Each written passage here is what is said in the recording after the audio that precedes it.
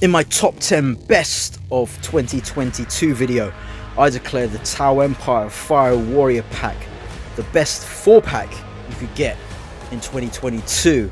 So let's go and break down the reasons why. Shut up and sit down. Hey you Skellywags, today we're having a look at this Fire Warrior team pack from the Tau Empire. A nice little set here. I got this for a seemingly good price, just over 80 quid from Cool Toys Club. But we'll see if it's worth it in the end. Nice little box here. It's actually quite small. I know it's got 4 figures inside. Shasui Kran, Shasla Uso, Shasla Notaras, Shasla Drumdai. Definitely not going to remember those. So, yeah, we'll just call them whatever when we get to that. Let's show you just how small this box is. There's a Victrix guard box. Acid Rain world here. But it's all about what's inside. 4 individually packed boxes.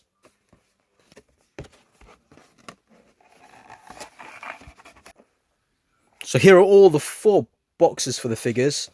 We'll take a look at all of them, but open up just the one. Just the standard stuff. A nice little box again. I like how they're packaged. It's probably the captain. A few different things there. Sky Sniper, I think. This guy without a helmet. All kind of similar loadouts. Let's get this guy open. Yeah. And here he is.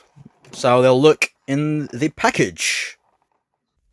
So here's the Tau Empire Fire Warrior team, all suited and booted, looking really awesome. Pretty much everything is on them, with the exception of a few accessories, which we'll go through in just a moment. One thing I'd say is that I wish that they all had helmeted and unhelmeted heads. It would have been great to have the option to be able to have all of them uniform looking and to have the alternate looks as well. But you can't always get what you want. This is good as is. Here we've got the extra hands. They've got extra gripping hands, each of them, left and right. And here is like a power cell. Came with this guy, I believe. Just hold that. And this, I think it's like some sort of communicator thing, which came with the captain guy, I believe. This guy here. Simply put this in one of the gripping hands, either. There you go. Something like that. And this power cell or battery, whatever it is, mag, can go in this hand if you want, or the other hand. Fits in nicely like that. So let's take a look at each of them individually. Some of them, there'll be some similarities, of course. Look at that. The top of that visor thing's a bit bent. I don't know why. I didn't think it would be like that, but it still looks good. Everything on these guys looks really good. There's a bit of weathering on it, which I don't mind at first. Thought maybe I wouldn't like it, but I think it looks great on these guys. Hooves. Just really well done. There's that power cell thing on the back. Let's go this guy, who is, I think, exactly the same as that sniper guy we just looked at, except he's got a slightly different loadout. He's got this gun instead. Probably like his standard issue. think they should have given them 3 of them that gun instead. Yeah, pretty much the same on the back. Next is the unhelmeted head guy. So we'll just move his head around, which is similar to the helmeted head guys, but we'll do full articulation on the captain. But I like that look. I know most prefer the helmets. I wish we could have had both. This gun, same as his. So like 2 snipers on it. I think they should have just been the one, really. Yeah, back's the same. And then lastly, this guy, the captain. So he's got the bit of red there, and he's the most different from the others. See on the backpack here, it's got some extra bits, this thing and that. Let's take these bits off, and we'll do some articulation. Show that stuff in just a minute. So heads can move like that. One of those ball joints. Yeah, it can go up and down, but not that much. Does what you need it to do. Yeah. This arm goes up about that much. Here, a bit hindered by that. On this side, it doesn't have it, but it does have that massive shoulder pad in the way. This thing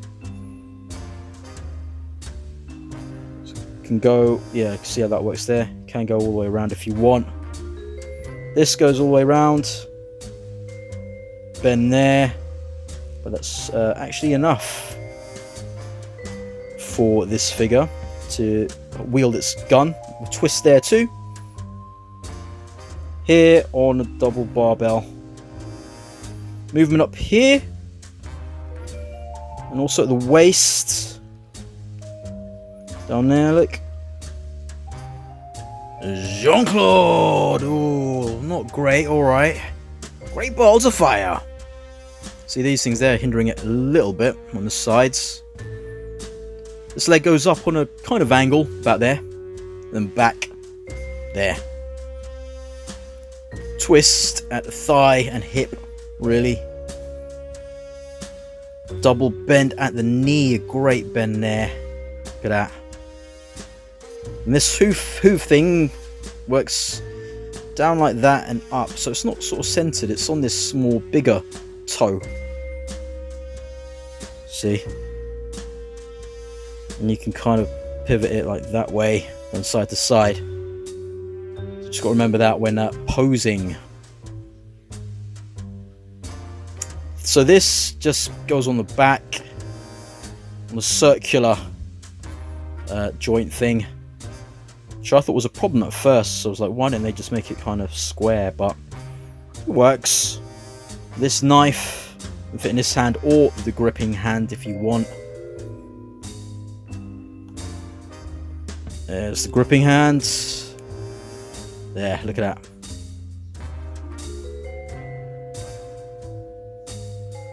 This moves where the knife goes. It's very tight in, so I used a bit of Vaseline to be able to get it in there, or heat it up really is what you need to do. Fits in really snug. Yeah. So, I found these guys really impressive to pose around. They're very easy to manipulate. And I thought the movement for the backpack would be a hindrance, but actually it helps with it to be a bit more dynamic. Look, if you just kind of angle it a little bit, it gives the impression that that shoulder's a bit further down, or going back the other way if you want. So it's a nice little addition to do that, like you do that, see? So his shoulders going down a bit, like he's making a bit more of an effort. Yeah. See, look, even from the back, looks it. Because where there might not be enough articulation on the top part of the body. You could use that backpack to your advantage and angle it in that way, even going back like that. So yeah, I thought it was quite nice. At first I thought, oh, it's a circular joint. But yeah, it works for the better for articulation. The guns, they hold them very well. So here, better than the Marines on the 2.0 hands. And yeah, I thought the bend wasn't going to be enough, but for these figures, it definitely is. I suppose they've got big heads, so it's alright, look at that.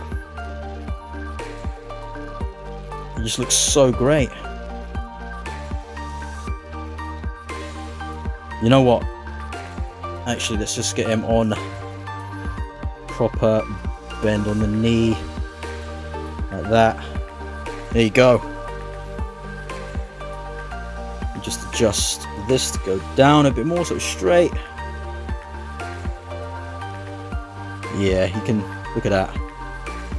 Bend down on one knee and shoot.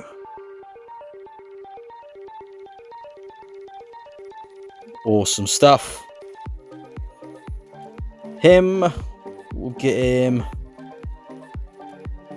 shooting his sniper.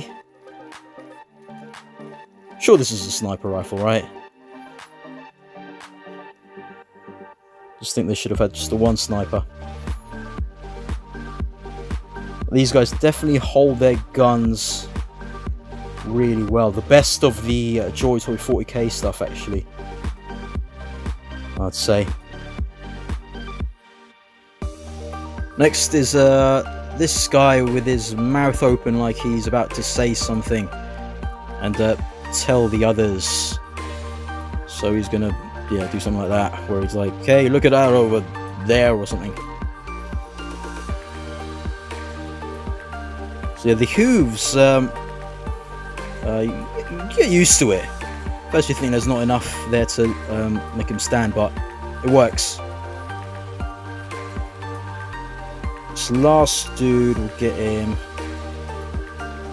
sort of making his way towards the enemy in a kind of walkie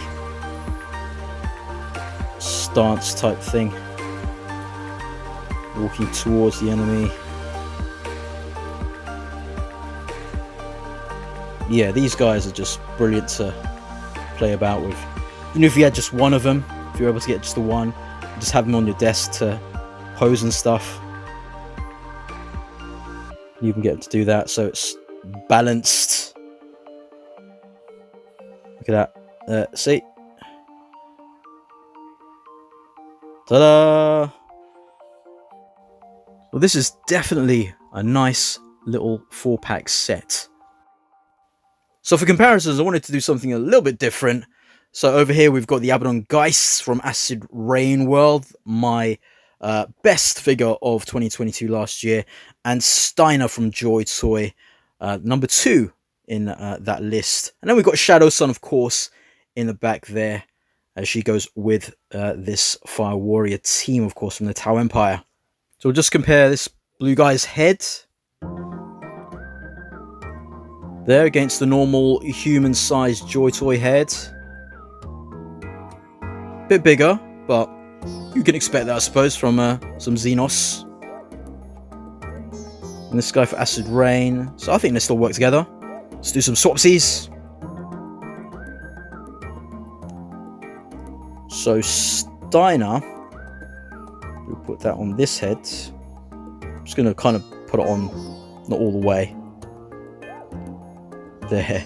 There's no neck, unfortunately, but yeah, and these hooves kind of give them away. But it would look alright if you can kind of mod that. It wouldn't look too bad. Yeah, could work. Can make it work. Let's try with Shadow Sun. Yeah, looks like the same. It's there, see? Yeah, that fits on. Doesn't seem as extra modding needed. Just gotta Push it in. That doesn't look too great though. This one. This helmet. Try and Shadow Sun. Oh, that looks great actually. And this is Shadow Sun's helmet. Oh, I don't want to force it on actually there. Looks good too. I've got this Blood Angel's head from Salus. I think his name is Salus. On this.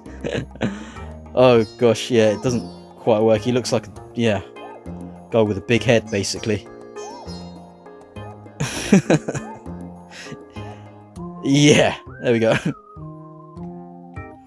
And yeah, these two could be in a team together. Little big heads.